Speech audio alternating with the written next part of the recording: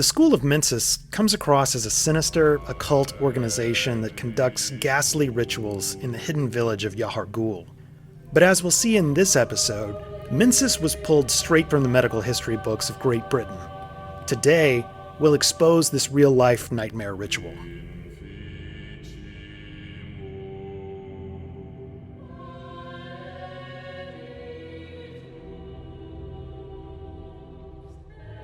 Throughout this series, I've suggested that Bloodborne's settings and institutions are based upon the real-world medical community and evolution of medical science in Edinburgh, Scotland over the course of the Victorian era. The city was the bellwether of surgical knowledge in that period. In the previous video, I pointed out the abundant evidence indicating that the College of Byrgenwerth was modeled upon the University of Edinburgh Medical School in the late 1700s, which operated out of the old college building. As we'll see today, the School of Mensis represents the real-life next step in this evolution of medical science and practice. In Bloodborne, Lawrence breaks from Byrgenwerth and his former master, Provost Willem, to found the Healing Church in Yarnham. The Healing Church itself becomes divided between two schools of thought. Lawrence and the choir focus on using the healing blood and experimentation to gain knowledge, while the School of Mensis, under the direction of Micolash, relies on what seem to be the dark arts that involve kidnapping people and using their bodies for nefarious means. The Mensis method, although it's highly dramatized, matches exactly what we see in Edinburgh in the early to mid-1800s. The city became the world's epicenter of anatomical research, which meant Edinburgh was the cadaver capital of the world. To fully understand this, we first have to take an extensive look at Yahar'gul Unseen Village. A courtesy warning, this section will contain images of dissected bodies. Much like in central Yarnham, with its carts and wagons filled to the brim with caskets, Yahar'gul is filled with cabs and wagons, presumably those used to transport captives or bodies. I think it's fair to say that the common assumption in the lore community when it comes to Yahar'gul is that it's the place where all manner of foul human experiments proceed at the hands of the School of Mensis. We know from the Yahar'gul armor set and the Mensis cage that Mensis founded and controls this area. The thinking goes that bodies, or perhaps living subjects, would be brought to the hidden village for use in this surreptitious ritual of Mensis, an occult process that we never directly observe and no one fully understands. In terms of the in-game lore, that's probably the correct assumption. That's what From Software wants us to think. But in terms of the inspiration for Yahar'gul, for the School of Mensis, and for what's actually happening here, we can look to the morbid realities of Victorian life, or more appropriately, Victorian death. The School of Mensis is meant to represent Edinburgh's prolific anatomists of the early 1800s, the scholars, surgeons, and physicians who dissected bodies for medical study. Dissection of bodies, of course, goes back thousands of years, but so-called anatomists were the anatomical researchers of the 18th and 19th centuries who learned about the human body by dissecting cadavers, preserving organs and diseased tissues, and presenting their findings in medical schools and lecture halls.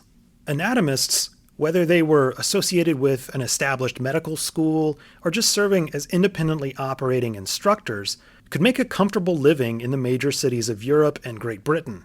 It wasn't uncommon in the early to mid-1800s for anatomy instructors to take on 30 to 50 students in a given year, training them on the organs and systems of the body, as well as basic surgical practices. An anatomist who could regularly obtain bodies for his students to dissect and preserve could command larger enrollments and thus earn more money and notoriety. This led to great competition for students in cities such as Paris, London, and Edinburgh. That's why the members of the School of Mensis wear the student uniform and why their main hub outside of Yahar'gul is the lecture building with its laboratories and lecture theaters. They're mimicking these medical schools of the Victorian era, specifically the University of Edinburgh Medical School. Cadaver dissection became increasingly commonplace in the United Kingdom in the mid-18th century after the Murder Act of 1752 changed the laws around capital punishment. A man convicted of murder would be denied burial and instead would be put to death and could have his body turned over to the anatomy schools of the major cities. This is what we're supposed to take away from the butcher attire set. It's obviously the mask of a medieval or Renaissance executioner, and the set indicates as much. We learn from the butcher attire description that the Madaris twins, who wore the butcher set, became hunters and brought back and dissected their beast prey in order to support the villagers in their forbidden research.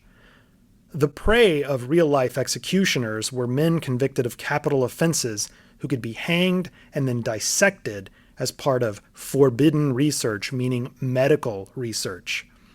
The butcher mask, because of its similarity to an executioner's hood, is supposed to help us see this association with executed criminals and dissection, whereas the butcher garb, with its sullied apron, is similar to what an early anatomist would wear. Most importantly, though, thanks to the butcher attire description, From Software is associating hunters with anatomists and beasts with cadavers.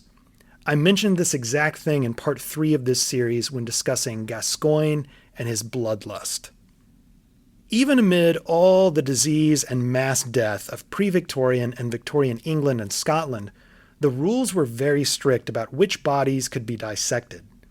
In addition to the bodies of convicted murderers, the only other classes of corpses eligible for dissection were those of dead orphaned children or prisoners who died while incarcerated.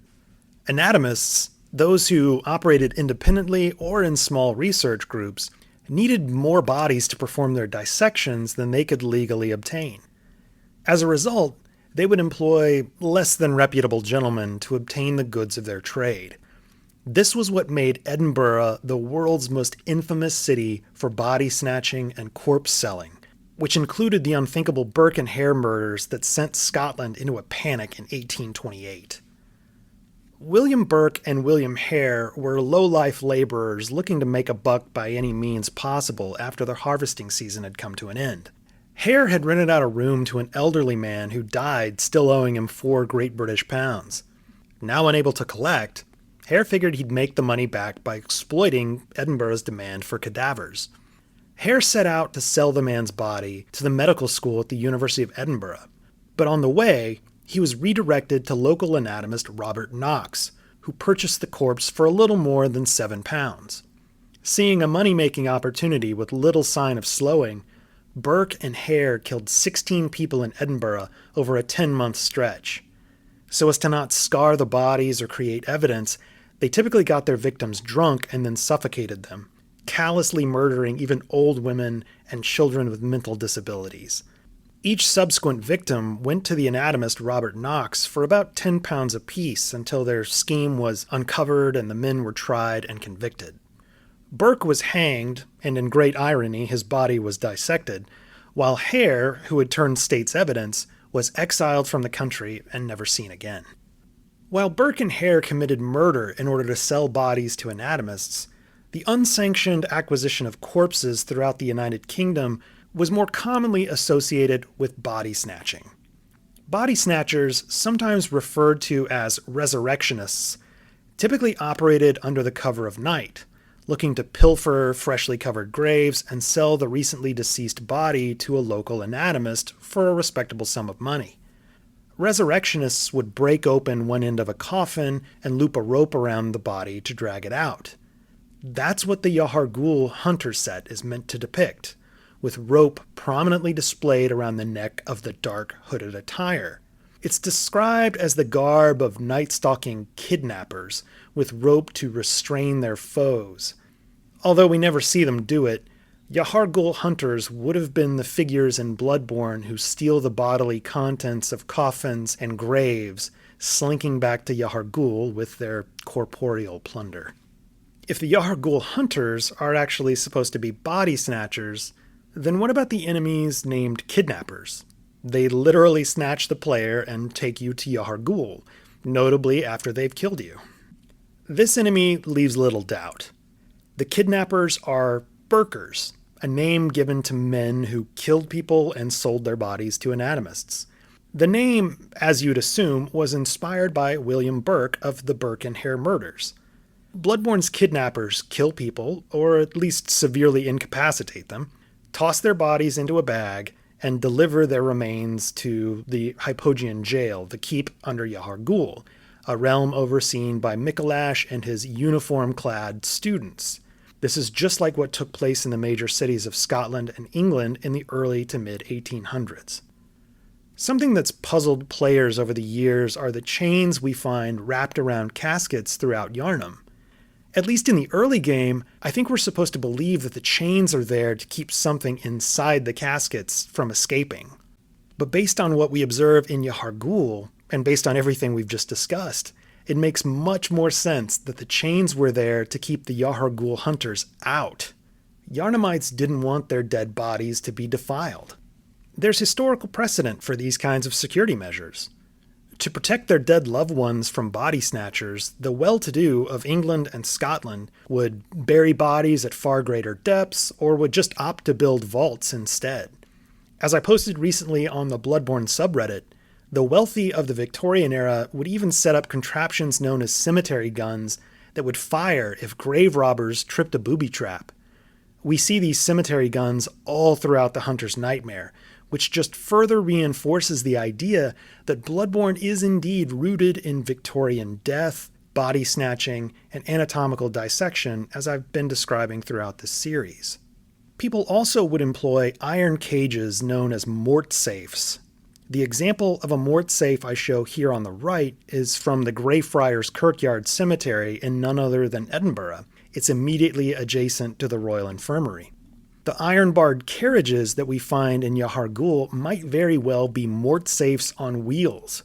As we can see on this damaged wagon, the front and back walls of the wagon are actually shaped like gravestones with iron frames fused together onto a carriage. If you're still not sure about this connection between Victorian anatomists and Yahar'gul, let's clear this up. It's incredibly noteworthy that when we return to Yahar'gul after the red moon rises, we find caskets shuffling along the ground, filled with reanimated body parts. These enemies are appropriately named cramped caskets. When we think about the enemies we encounter in this area, Yahar'gul is populated predominantly by cramped caskets, eye collectors, kidnappers, undead scourge beasts, and finally, the boss of the area, the One Reborn.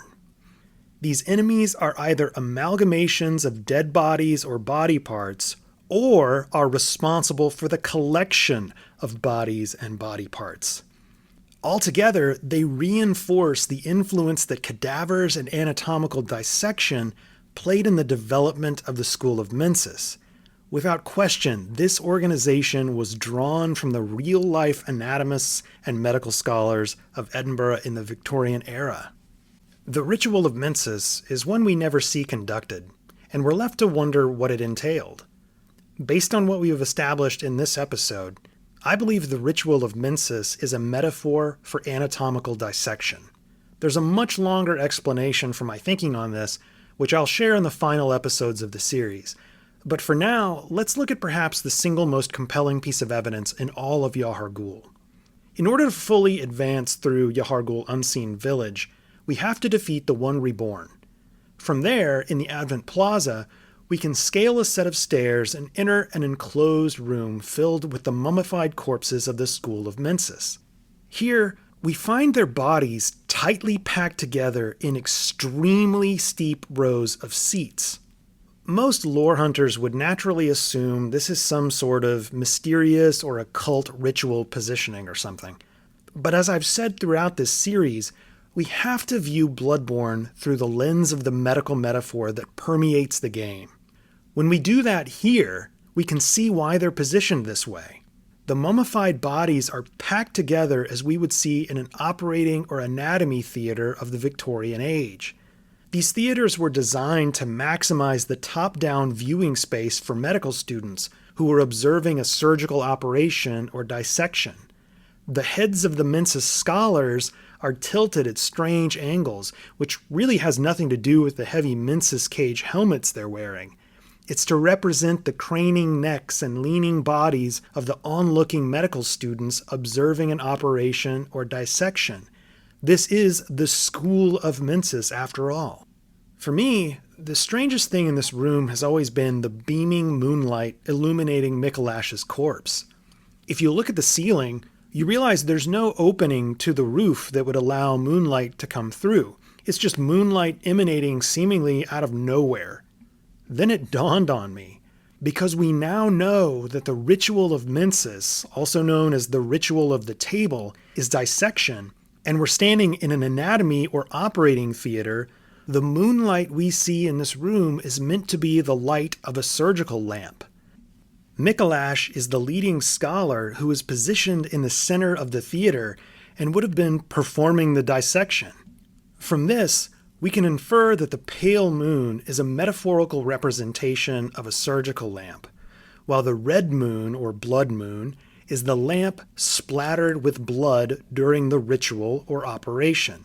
There's more to discuss on this topic, but I'll return to it in a later episode. If we operate under the assumption that the ritual of Mensis is anatomical dissection, then the lore note that states the Mensis ritual must be stopped lest we all become beasts now takes on a new meaning. Essentially, the note's saying, Mensis's practice of kidnapping and dissecting us is rendering us beasts or cadavers. If it doesn't stop, we're all gonna die this way. Before we wrap up this episode, you might be wondering, where do we get the name Yahar'gul?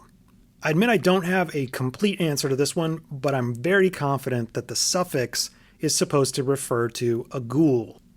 The word ghoul can mean ghostly or morbid, but it owes its origins to an ancient Arabic myth. The ghoul was a humanoid beastly creature widely considered a demon that robbed graves and fed off the flesh of the dead. It's easy to understand how Victorian anatomists, with their association to grave robbing and dissection, could be considered ghoulish. I hope this video has shed some light on the mysterious School of Mensis and Yahar'gul Unseen Village. In the next video, we'll take a closer look at the Healing Church and see how its attire sets and its home and cathedral ward were drawn from the halls of the Royal Infirmary of Edinburgh.